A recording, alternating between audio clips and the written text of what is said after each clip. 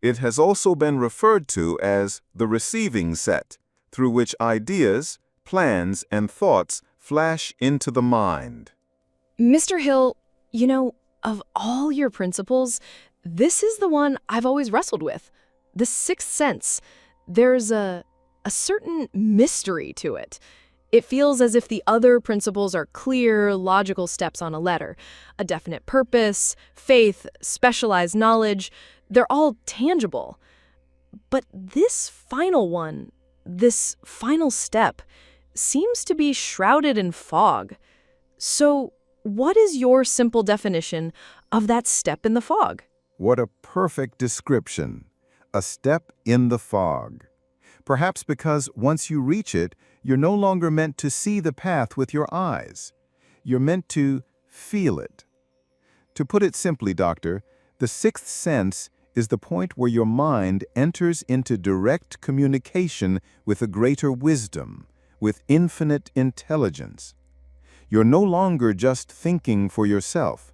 It's as if an invisible, all-knowing counselor is walking beside you, inspiring you, warning you, and whispering opportunities into your ear long before anyone else can see them. This ability, like a muscle, can be developed. An invisible counselor? That description it's both beautiful and, if I'm being perfectly honest, a little concerning. Concerning? In what way? Because, well, my audience and we live in the 21st century. Our world is built upon an almost sacred principle, data-driven decision-making. We're taught to doubt our instincts. For every major decision, we look for charts, for statistics, for analytical reports and hard evidence. We live and breathe spreadsheets and performance dashboards. Go on. Well, you're speaking of a feeling, an inspiration, a whisper, that it doesn't fit into any of those spreadsheets. How can we possibly trust something we can't quantify when all the data, all the hard evidence is screaming, go left? How can we dare to listen to a gut feeling that says, go right? Honestly, Mr. Hill, from a modern perspective, doesn't that sound not just illogical, but dangerous? Isn't it a form of wishful thinking? Your question is perfectly logical. From the perspective of a world that seeks certainty in numbers, my words must sound like foolishness. You're looking for evidence, and you are right to do so. You are simply looking for it in the wrong place. The evidence for the power of the sixth sense isn't found in a spreadsheet. It's found in the stories of great lives. Then please, Mr. Hill, tell me one of those stories. A true story. You sat with Andrew Carnegie? You spoke with Henry Ford? You collaborated with Thomas Edison? Did you ever, and I ask this with all sincerity, did you ever truly witness one of these titans of industry make a multi-million-dollar decision, a decision that could risk their entire empire, based purely on a feeling? Even when all their expert advisors, with all their data and reports, were telling them it was the wrong move? Many times. More times than you can imagine. There is one I shall never forget. It involved one of the great steel magnates of the age. An opportunity was presented to him to buy a vast tract of land in a remote territory, supposedly rich with iron ore. An enormous deal. And what did the data say? The data screamed, "Run away!" His team of geologists reported that the surface ore was low grade and that extracting it wouldn't be profitable. His financial men showed him projections that the cost of transportation from that remote region would devour any potential earnings. His lawyers warned of complications with the land titles. On paper, the deal was a catastrophe. His advisors, to a man, begged him to walk away. And he did, I assume. He followed the logic? He listened to every one of them. He studied the charts, he read the reports, and finally, in the decisive meeting, he told them they were right, and he pulled out of the deal. His team breathed a collective sigh of relief. But the story didn't end there. The man stayed in his office late into the night. He said that something inside of him simply would not rest. A feeling that everyone was missing a critical piece of the puzzle. A very, very quiet voice that said, "Look again." So what was his logic? What new data had he found? None. Absolutely none. There was no logic. Just a persistent, nagging feeling. He said he didn't sleep at all that night. He wasn't thinking about the reports. He was just sitting in the silence, listening to that inner voice. The next morning, without a word to any of them, he went directly to the seller's office and signed the papers. Everyone thought he had gone mad. They thought the pressure of his work had finally broken him. And what was the result? Was he ruined? 6 months later, the government unexpectedly announced that a new major railroad line was to be built directly through that supposedly worthless piece of land.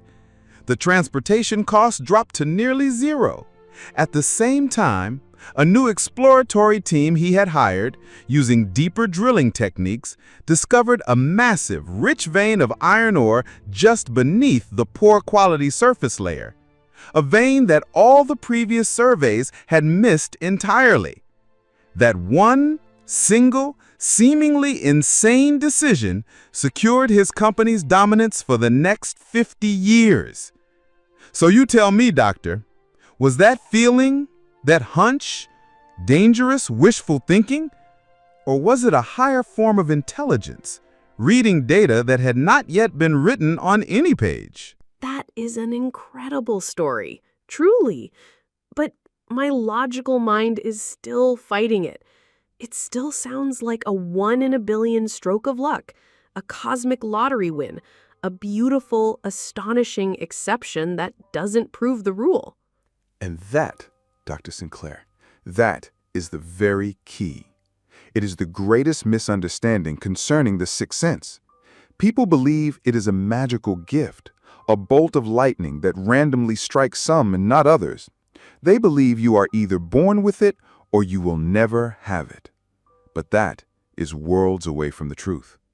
You're saying it isn't luck? Not at all. The sixth sense is not a gift. It is an effect.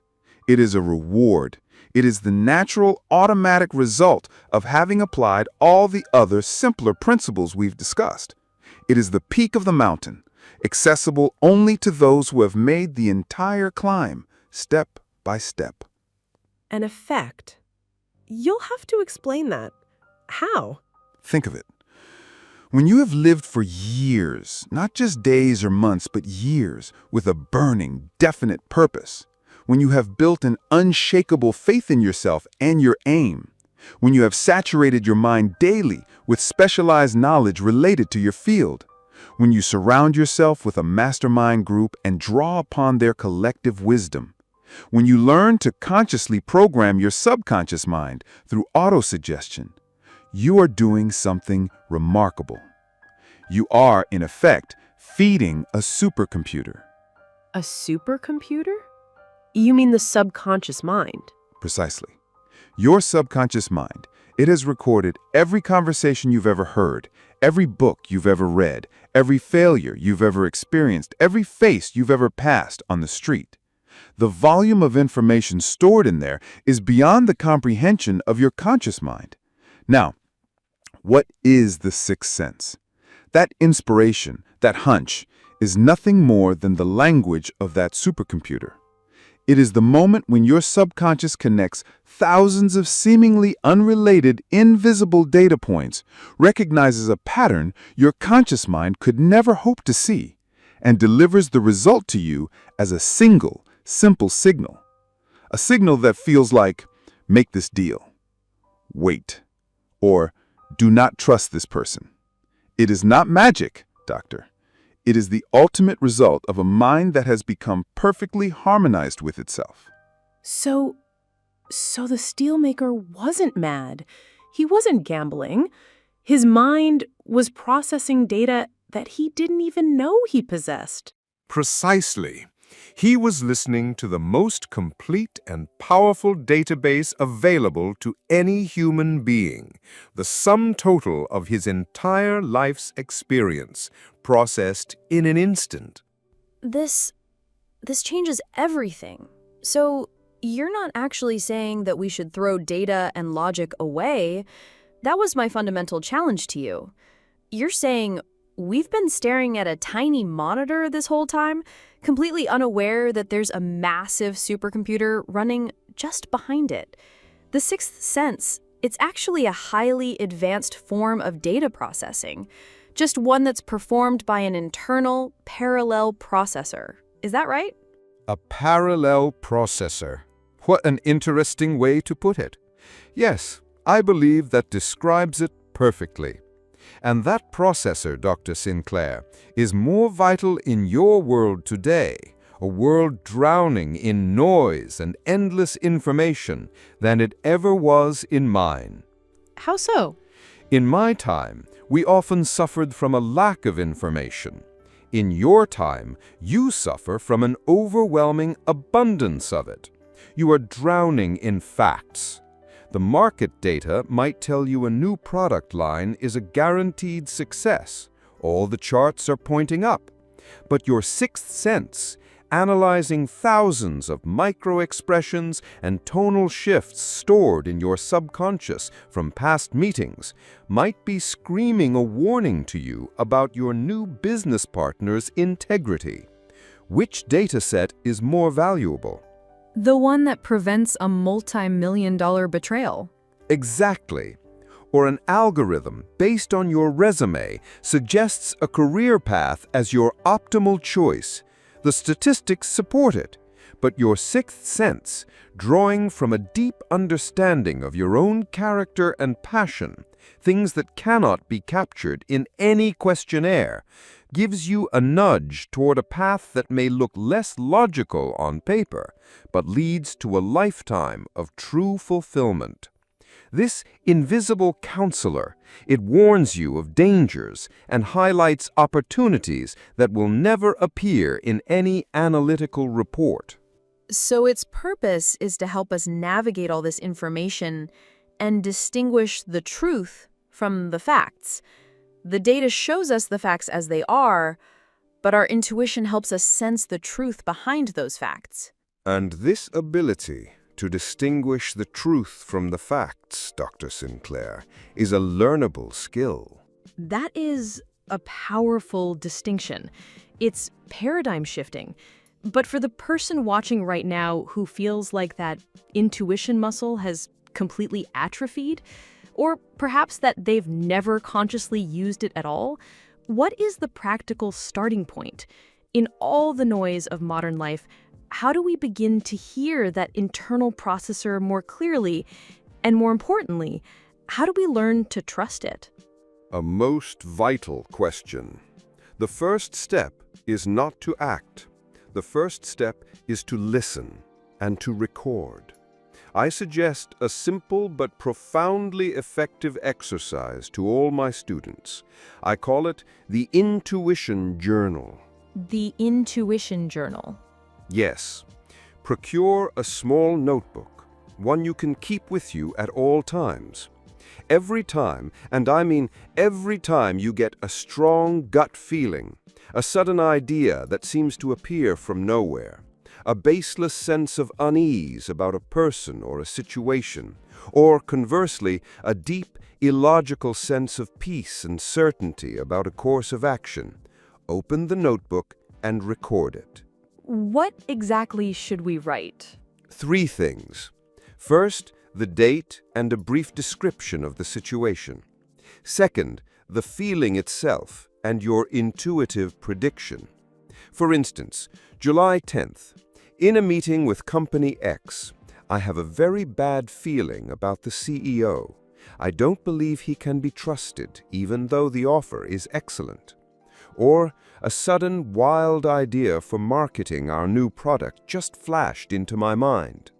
And third, close the notebook and forget about it. Forget about it.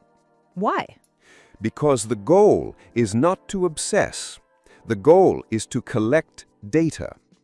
A month later, 3 months later, 6 months later, return to that journal and with a different colored pen, write down the actual outcome next to each entry.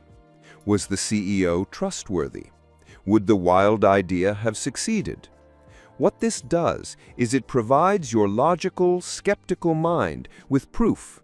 It gives it the very data it craves, showing that these signals are not random noise.